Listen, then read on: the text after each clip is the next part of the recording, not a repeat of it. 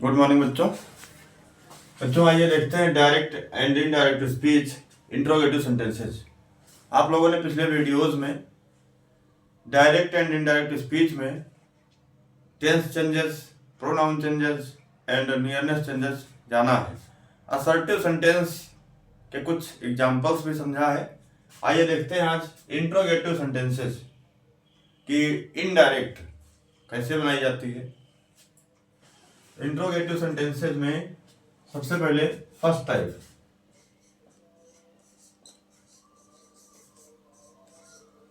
Type, अर्थात yes और no type और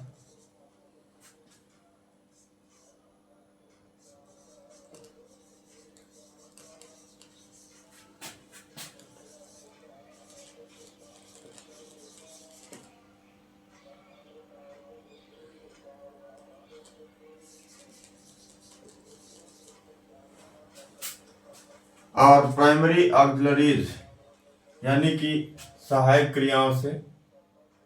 प्राइमरी ऑक्सिलरीज और मॉडल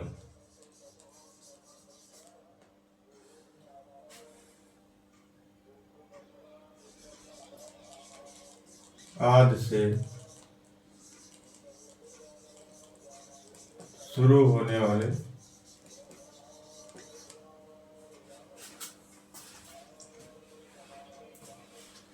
सेंटेंसेस यानी कि इंट्रोगेटिव सेंटेंसेस में फर्स्ट टाइप यस और नो टाइप अथवा प्राइमरी ऑक्सिलरीज और मॉडल ऑक्सिलरीज से शुरू होने वाले सेंटेंसेस की इनडायरेक्ट कैसे बनाएंगे। तो इसको जानने से पहले आप लोगों को ये जान लेना जरूरी होगा कि असर्टिव और इंट्रोगेटिव सेंटेंसेस की इनडायरेक्ट में क्या डिफरेंस है और क्या समानता है, यानी कि क्या सिमिलरिटी है और क्या डिफरेंस है। तो बच्चों, जैसे आपने टेंस चेंजेस, प्रोनाउन चेंजेस और नियरनेस चेंजेस जाना है, वह चेंजेस इन सेंटेंसेस में भी होता रहेगा सेम टू सेम। इसमें सिर्फ कुछ चीज़ें बदली जाएंगी रिपोर्टिंग वर्ब की, बस उतना ही आपको ध्यान रखना है। तो सबसे पहले क्या हो जाएगा, पॉइंट बना के इसको नोट कर लिए जाना बेहतर होगा।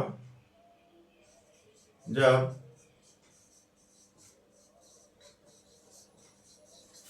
रिपोर्टेड स्पीच का sentence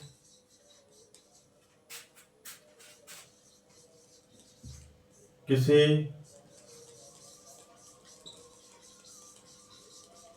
helping verb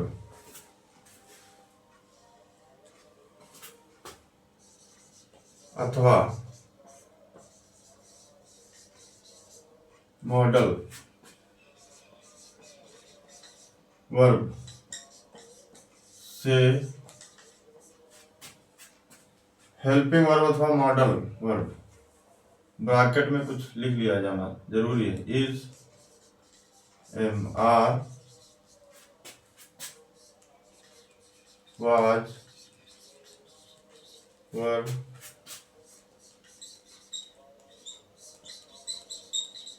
has, have, had,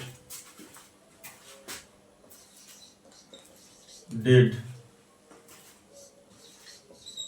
do, does,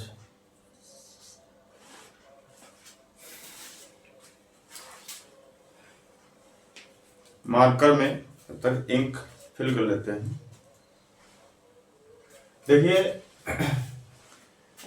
जब डायरेक्ट स्पीच का सेंटेंस रिपोर्टेड स्पीच किसी हेल्पिंग वर्ब अथवा किसी मॉडल वर्ब यानी कि is, am, are, was, were, has, have, had, did, do, does, can, may, will, shall, कुछ भी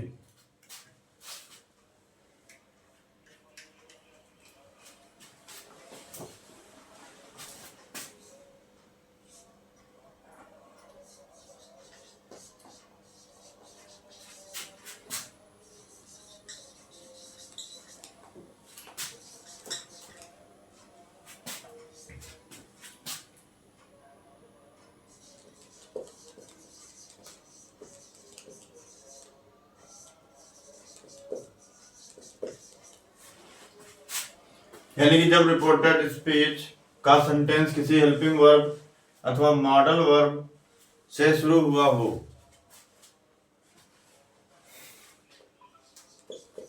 तो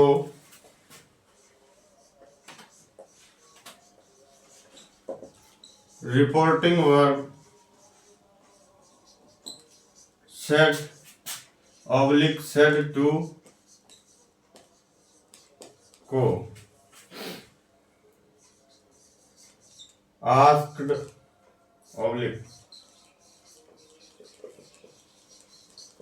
enquired of, यानी कि said या said to को asked या enquired of में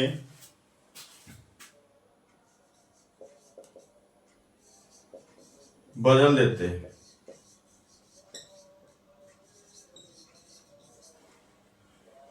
पॉइंट नंबर नेक्स्ट,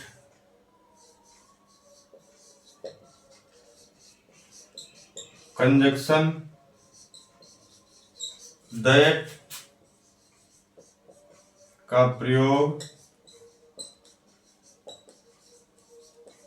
ना करके, कंजक्शन दैट का प्रयोग ना करके इफ या वेदर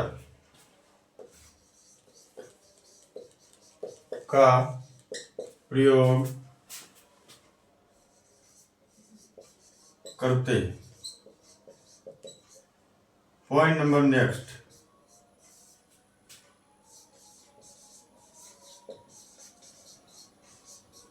कंजक्शन के बाद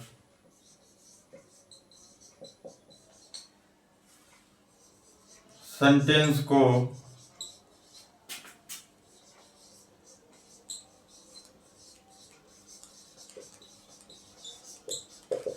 डिक्लरेटिव रूप अर्थात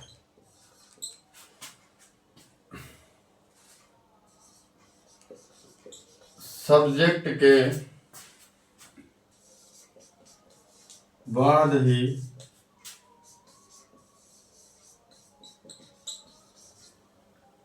हेल्पिंग आवर मॉडल वर्ब का प्रयोग करते हैं।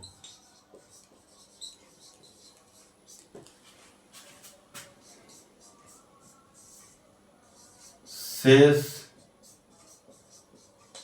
सभी चेंजेस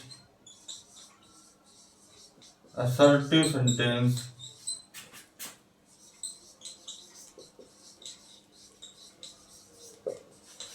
की ही तरह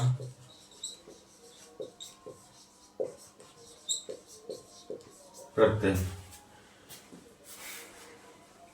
यानी कि बच्चों इस तरह से लिख लीजिएगा और उसको दोहरा लीजिएगा, निश्चित रूप से आपको याद रहेगा और सेंटेंस बना भी पाएंगे आप।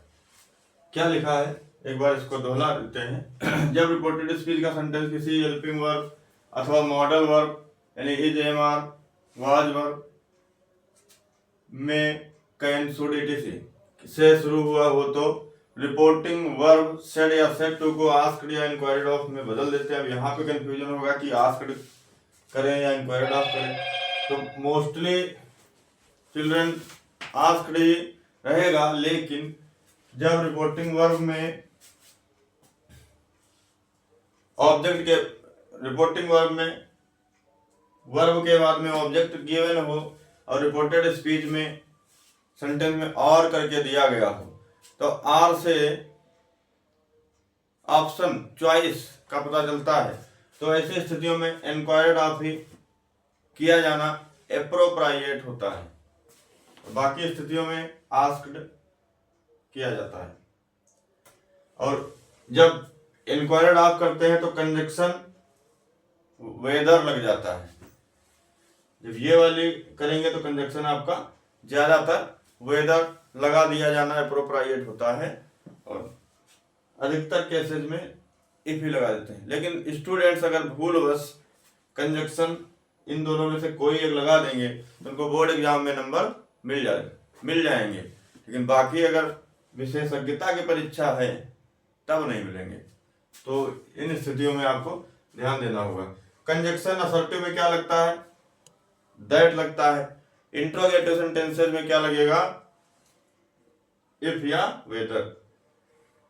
और कंजक्शन के बाद सबसे इंपॉर्टेंट चीज आपको यही समझना है, कंजक्शन के बाद में क्या करना, सेंटेंस को डिक्लेरेटिव रूप कर देना। सेंटेंस को डिक्लेरेटिव रूप, यानी कि डिक्लेरेटिव रूप क्या होता है, असर्टिव सेंटेंस बन जाता है।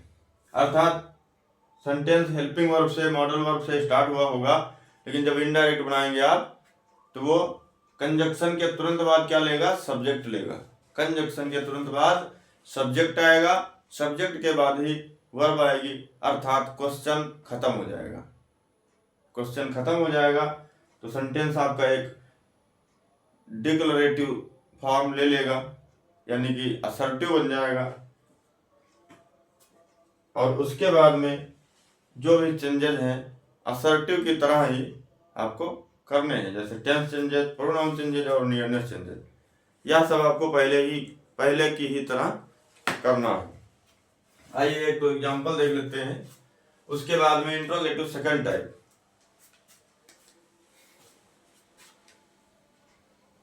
नोट कर लिया होगा आप लोगों ने।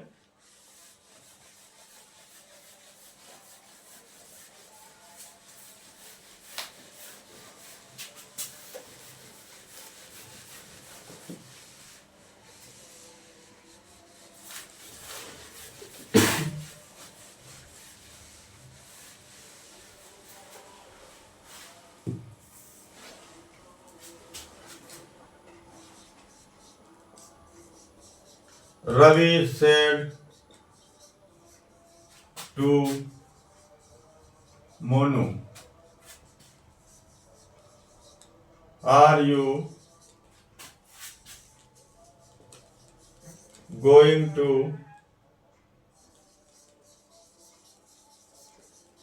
Mahakumbh fair?" यानी कि Ravi said to Monu, are you going to Mahakumbh. इस समय महाकुंभ प्रयागराज में चल ही रहा है, जो कि ये महाकुंभ जो चल रहा है 144 वर्षों के बाद ऐसा संयोग, ऐसी मुहूर्त मिली है। तो Ravi said to Monu, are you going to Mahakumbh. देखिए यहाँ पे ये आपकी रिपोर्टेड स्पीच है, ये इंट्रोगेटिव फर्स्ट टाइप है। हेल्पिंग वर्ब से सेंटेंस स्टार्ट हुआ है, तो आपको क्या करना है, यहाँ पे रिपोर्टिंग वर्ब सेड या सेड टू को आस्क्ड या इंक्वायर्ड ऑफ में बदल देना है। तो इनडायरेक्ट इसकी क्या हो जाएगी, रवि आस्क्ड मोनू। ये तो आपका रिपोर्टिंग वर्ब में चेंजेस हुआ, यानी कि सेड या सेड टू को आस्क्ड या इंक्वायर्ड ऑफ में बदल देते, तो यहाँ आस्क्ड हो गया। अब यहाँ क्या करना है, रिपोर्टेड स्पीच को ऐड करना है, तो कंजक्शन यहाँ पे कॉमा और इन्वर्टेड कॉमास के प्लेस पे कंजक्शन लगता है। तो कंजक्शन इफ या वेदर बताया गया है। वेदर आपका तब लगेगा बच्चों जब यहाँ पे कोई आर करके दिया गया होगा, यानी कि आर से चॉइस का पता चलता है, ऑप्शन का पता चलता है। तो आर करके दिया होता, आर यू गोइंग टू महाकुंभार दिल्ली, ऐसा करके दिया होता तो यहाँ पे वेदर लग जाता, वेदर एप्रोप्रिएट होता, लेकिन ऐसी स्थिति नहीं है, तो इफ कंजक्शन यहाँ पे लगेगा। तो इफ लगा दिया। अब करना क्या है, पहले सेंटेंस हमारा इंट्रोगेटिव है। इंट्रोगेटिव में क्या होता है, इंट्रोगेटिव सेंटेंस या तो क्वेश्चन वर्ड से स्टार्ट होगा या तो हेल्पिंग वर्ब अथवा मॉडल वर्ब से स्टार्ट होगा। तो यहाँ पर हेल्पिंग वर्ब से स्टार्ट हुआ है, लेकिन अब आपको इनडायरेक्ट बनानी है, तो क्या करना है, कंजक्शन के बाद में क्या करेंगे, सब्जेक्ट को लाएंगे। सब्जेक्ट हमारा यू है, जो कि बदल जाना है, ये प्रोनाउन है। आप जानते हैं सेकेंड पर्सन का प्रोनाउन रिपोर्टिंग वर्ब के ऑब्जेक्ट के अकॉर्डिंग बदला जाता है, यानी मोनू के अकॉर्डिंग। मोनू को क्या बोलेंगे, ही बोलेंगे, तो यहाँ पे ही हो जाएगा। तो इस ही को सबसे पहले ही लाना होगा, इफ ही। अब टेंस चेंज कर देंगे, इज एम आर लगा हुआ है, इज एम आर की जगह पे क्या हो जाता है, वाज वर्ब। तो वाज हो गया, इफ ही वाज, और उसके बाद में सेंटेंस का बचा हुआ part.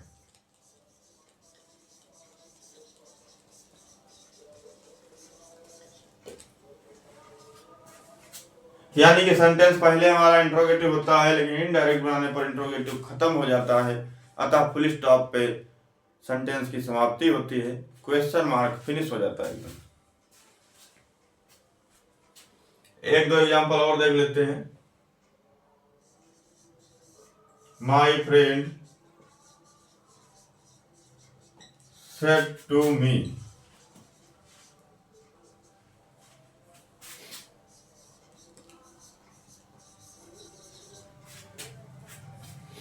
will you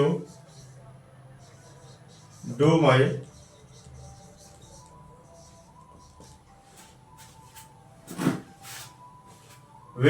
my work? क्या हो जाएगी इनडायरेक्ट बच्चों? तो रिपोर्टिंग वर्ब सेट या सेट टू को आस्क्ड में बदल देते हैं, क्या हो जाएगा, माई फ्रेंड सेट टू के प्लेस पे क्या हो जाएगा, आस्क्ड, आस्क्ड मी। कंजक्शन क्या लगेगा यहाँ पे, इफ। अब कंजक्शन के बाद क्या करना है, सेंटेंस को डिक्लेरेटिव रूप देना है, अर्थात सब्जेक्ट के बाद ही हेल्पिंग वर्ब लाना है। यह सेंटेंस हेल्पिंग वर्ब से मॉडल वर्ब से स्टार्ट हुआ है, लेकिन अब आपको इसको सब्जेक्ट से स्टार्ट करना है। कैसे स्टार्ट करना है, सब्जेक्ट से। तो सब्जेक्ट हमारा वो भी बदल जाएगा, प्रोनाउन चेंज होके आएगा, यानी कि प्रोनाउन हमारा यू है जो कि सेकंड पर्सन है, तो सेकंड पर्सन के प्रोनाउन को ऑब्जेक्ट के अकॉर्डिंग बदलते हैं। ऑब्जेक्ट हमारा मी है, तो मी का सब्जेक्टिव केस क्या होता है, आई होता है, यानी यहाँ पे आई हो जाएगा, इफ आई। और विल का क्या हो जाएगा, विल मॉडल है, इसका क्या हो जाता है, जब रिपोर्टिंग वर्ब पास्ट टेंस में होती है तो ये विल वुड में चला जाता है। इफ आई वुड डू, माई क्या लिखा हुआ, माई फर्स्ट पर्सन का पॉजेसिव केस है, तो रिपोर्टेड स्पीच के फर्स्ट पर्सन के प्रोनाउंस रिपोर्टिंग वर्ब के सब्जेक्ट्स के अकॉर्डिंग बदले जाते हैं। सब्जेक्ट क्या, माई फ्रेंड है, माई फ्रेंड को ही मान सकते हैं, तो माई के प्लेस पे क्या हो जाएगा, ही का पॉजेसिव केस ही लगेगा, यानी कि माई के नीचे ही के सामने क्या हो सकता है, हिज हो सकता है, तो हिज हो जाएगा यहाँ पे।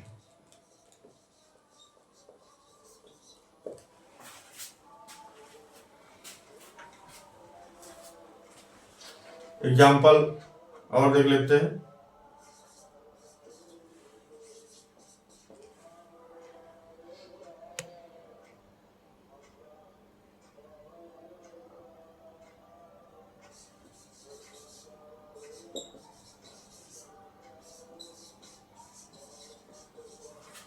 The inspector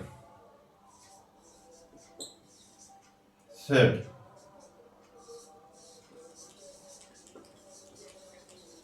soldiers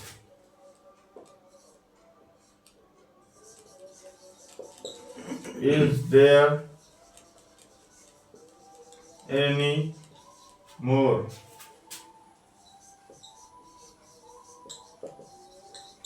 questions to ask in this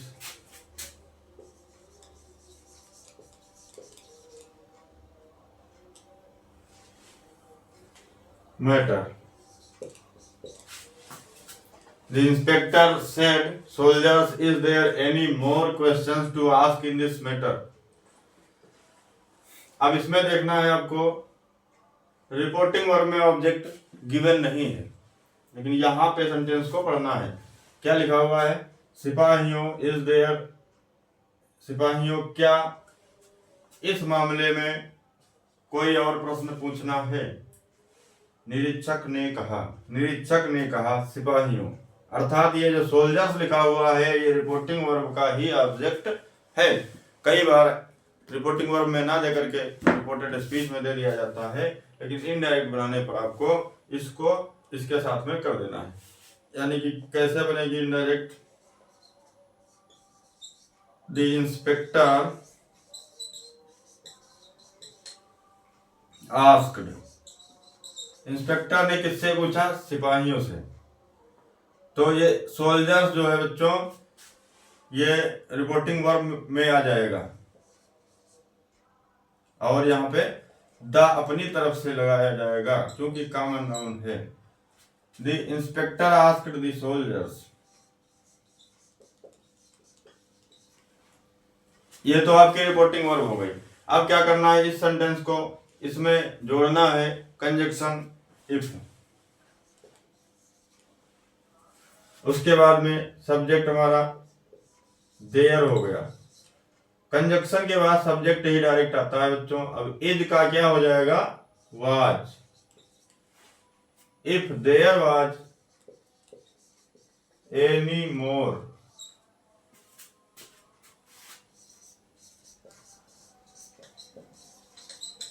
questions to ask in. अब यहां पे आपको समझना है, यहां पे लगा हुआ है दिस, तो आपने जनरली पढ़ा है दिस का दैट हो जाता है, लेकिन कब नहीं होता है?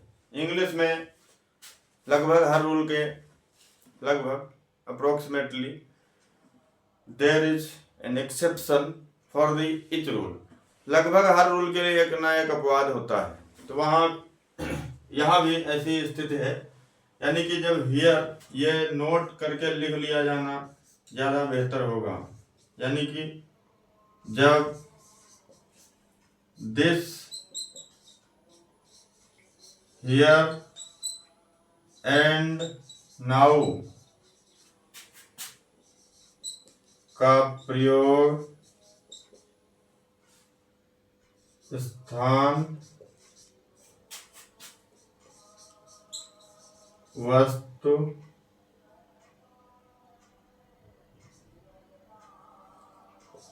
तथा समय के लिए, जब दिस हियर एंड नाउ का प्रयोग स्थान, वस्तु तथा समय के लिए किया गया हो, जो कि स्पीकर के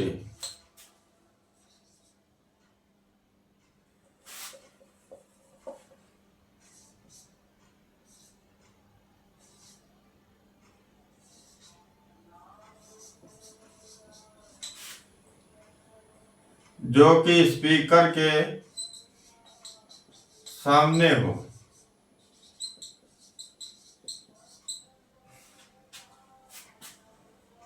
हो, ऐसी स्थिति में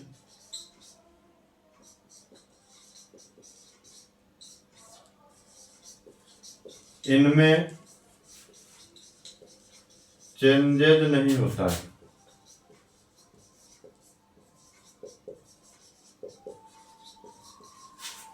यानी कि जब दिस हियर और नाउ का प्रयोग स्थान, वस्तु तथा समय के लिए किया गया हो,